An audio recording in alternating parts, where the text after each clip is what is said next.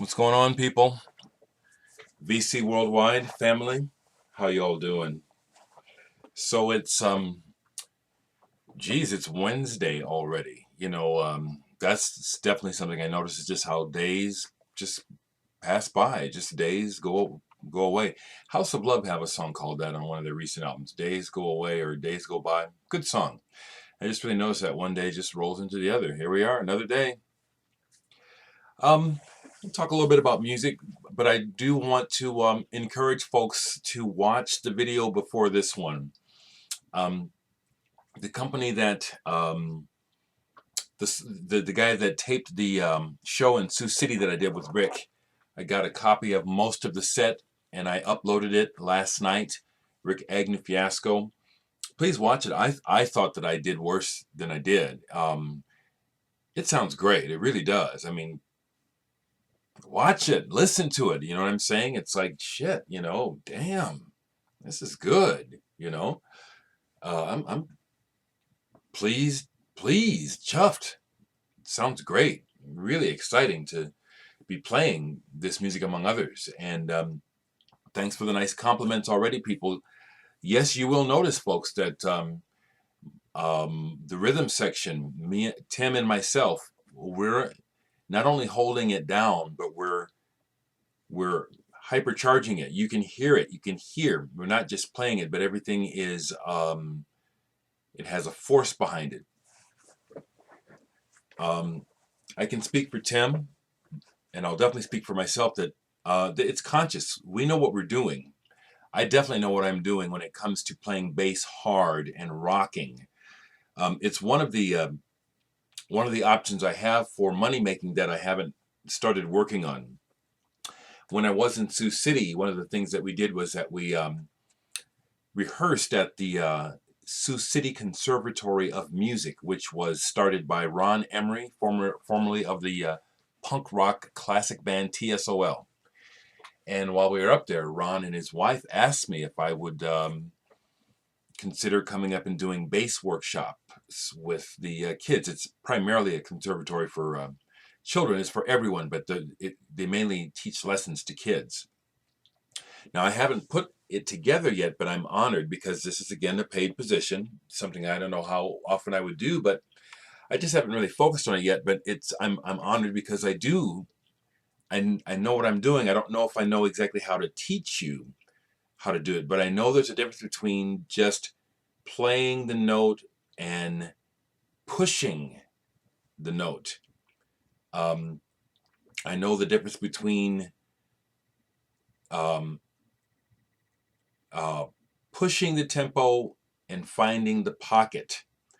I also know how to play greasy. DC from the Bay Area. If you watch this, you know what I'm talking about. Matter of fact, that reminds me, that's what I'll be doing today is rehearsing. I have a blues gig on Friday. I've been hired to play guitar on a blues gig Friday. Much as I really, really don't enjoy playing the blues, again, I am locally recognized, as a player who can do the job. And I can play the blues as greasy as the most broke down, drunk motherfucker that you can find. You know what I'm saying? I know how to do it. It's not where I'm coming from. It's partially why I'm not so, it has no mystique for me because I can do it. It seems like people are mystified. How do those guys do it? I can do it. I don't mean that in a cocksure way. I mean it in a factual way. Yeah.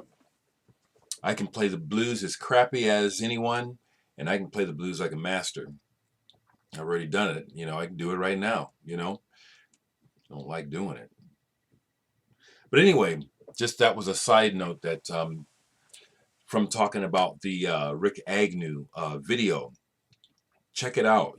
Check out how it's supercharged all the way through. We're not just playing the songs, but you feel the force, the push. It's there. It's captured on video. Please watch it and comment. I'm extremely proud. I'm extremely chuffed to be playing with this fucking legend. Among other people, I'm still jazzed as hell to be in Indrima, to be playing in Patio Furniture. I'm really psyched about my new band Jewel Beast, who will be doing our debut gig in a couple of weeks. We rehearsed last night. We just hired a female percussionist. Yes, I love playing with women. I love women in the band. I mean, there can be the drama behind the scenes, but male and female energy on stage, there's something, I use the word a lot, magical. There's something about flow of men and women making music, powerful as hell. Do I equate it to sex? You can if you want to. I think of it as extremely spiritual. So I guess I see it more on the spiritual side of the sex as opposed to just the sex part. That meshing of male and female energy can be amazing. So last night with Leah, our new percussionist, playing was great. A little bit of music talk. So yeah, I've been kind of, among other things, I've been kind of revamped or reawakened on the punk side, working with Rick. And I just want to say that for me, the first real punk rock album is not the Sex Pistols. And Sex Pistols just don't really sound like punk rock to me. And when I first heard them, that's what I thought. I said, this just sounds like rock and roll. I stand by that today. The album is a very important album, but I don't own Sex Pistols. I got rid of it. I still own the Clash's first album, and I own this because this is real punk rock. This is the sound of punk rock to me. The Sex Pistols were emblematic of punk rock, but that album does not sound to me like what I consider punk rock. This is punk rock.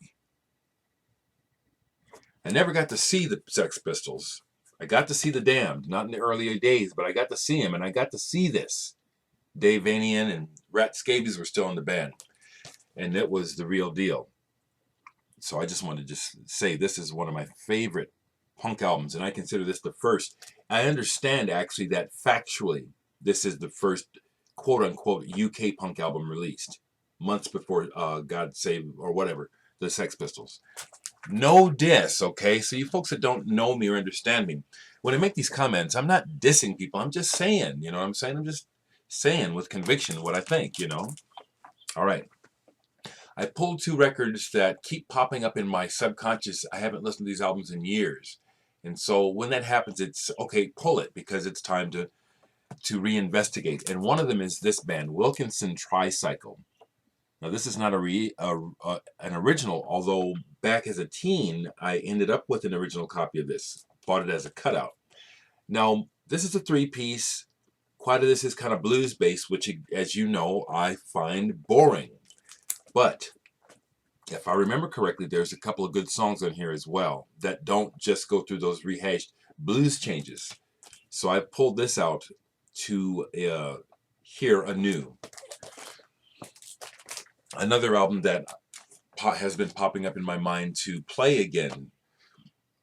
I really love this album, Space Opera. I think this band is from Texas. I had shown this a long time ago and made the mistake of saying I thought they were from Canada, and somebody really got upset with me. Hell, I didn't know. Got their panties all up in a wad and shit. I didn't know. But this is really good. This is real good. Really good harmonies, 12-string guitars. It goes from that jangly birds thing to a kind of a proggy, cool thing. This is a good one. So I just thought I need to kind of get into this again. I think that the band members, some people from this band went on to something else. Oh, here's the original inner sleeve where they have the track. That's like the breakdown of the multi-tracks for the mixing board. And it's on the fantastic Epic label. I've always loved the simplicity of that Epic label design. So those are two things that I hope to get into either today or the next couple days. when I'm done here, besides my walk, which is another thing that we did, Rick and I walked together when he was here. He went on my daily walk with me, Sunday and Monday. Very, very, very nice. But after my walk, I'm going to come back and rehearse these blues songs, you know. I really don't need to rehearse them, but I'm being paid, so I want to do a good job. You know, it's cool how when I wear my Porcupine Tree t-shirt, how it just really catches people's attention. And Porcupine Tree is a band that you can love and hate or just not get. And I just really love them. And I understand what it is about them that leaves some people flat. But I'm really happy that I hear past that, because there is some extraordinary magic, some extraordinary things going on in the mix of Porcupine Tree music. I'm just going to reach back here and pull a couple, because I had a Porcupine Tree video up and I had to delete it because it was one of the videos that the copyright police were not happy about. So I'm just going to pull some of my Porcupine Tree and show anew. I'm not going to show them all, and I don't have all Porcupine Tree. Porcupine Tree records are expensive, hard to get. It is one of the things I lament about not working right now and having to watch my money, is that these are the kind of records I can't buy right now. And I'd love to continue growing my Porcupine Tree record collection, but right now I can't afford it. So I just pulled some to show. Here's Stupid Dream, and this is just fan-frickin-tastic. I will pull these. These are beautiful. There are many different editions of Porcupine Tree albums. Steve Wilson, the leader of Porcupine Tree himself, is a complete vinyl junkie nerd. And he's really into the aesthetic of collecting. And so he indulges that for himself and for the fan. So there's many different versions of these albums. Many editions. Here's My Stupid Dream on this marble vinyl. I don't even know how many editions of these records there are. If I were Elton John, because I know he used to collect that, I would venture to collect all of the editions just for the sake of collecting. I mean, you can only really listen to one, but just like someone that collects baseball cards or dolls, you know, that's what it's about. Coma Divine live. This is the 3-record set with the comes with a single, a bonus 7-inch single. I just love the way these are packaged. They're just fatter than fuck. Just fat. These are put out by Delirium, I believe.